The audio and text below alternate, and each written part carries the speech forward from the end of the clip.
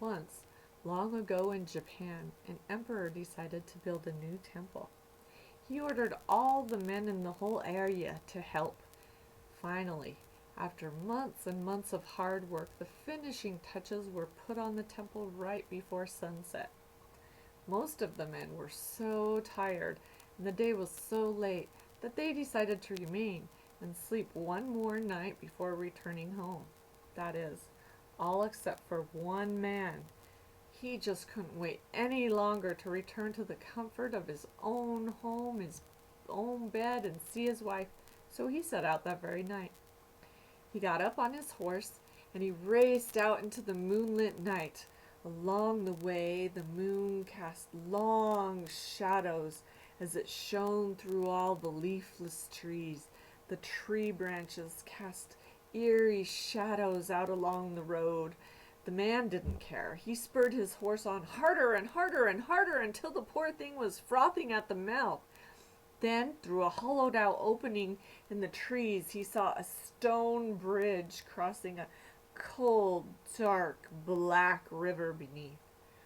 He darted out onto the bridge and suddenly saw an old woman dressed head to toe in black who seemed to appear right in the center of the bridge. He jerked his horse to a stop and then he climbed down.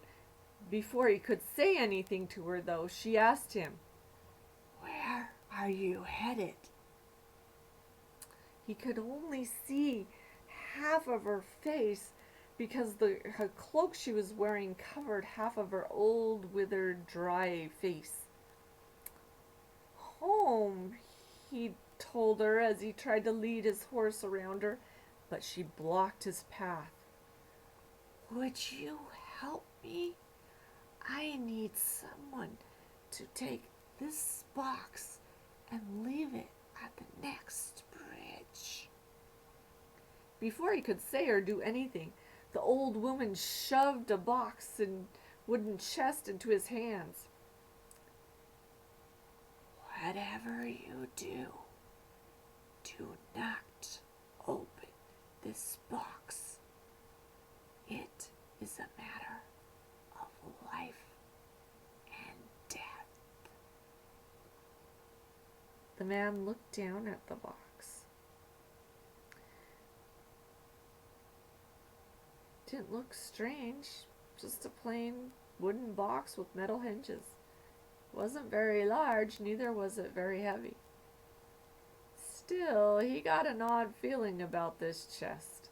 But when he looked up, the old woman was gone, vanished.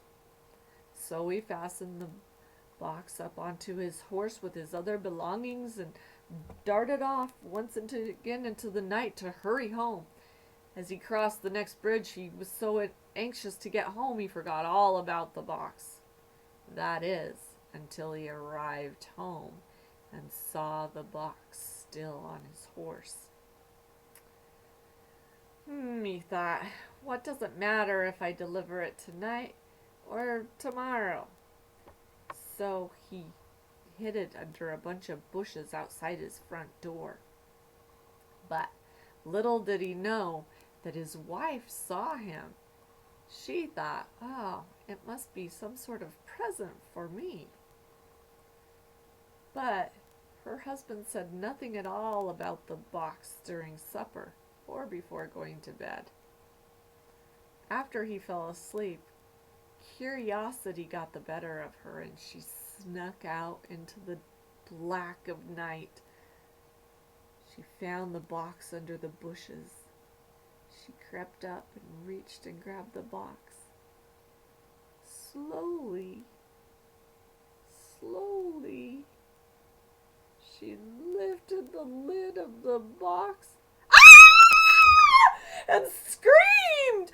Decaying eyeballs stared back up at her out from inside the box. Her blood-curdling screams woke up her husband, who raced out to see what was going on. When he saw the box lying open at her feet, he snatched it up and slammed the lid shut. He hopped back up on his horse and raced out into the night to return it to the bridge, but by this time a thick fog had blanketed the path.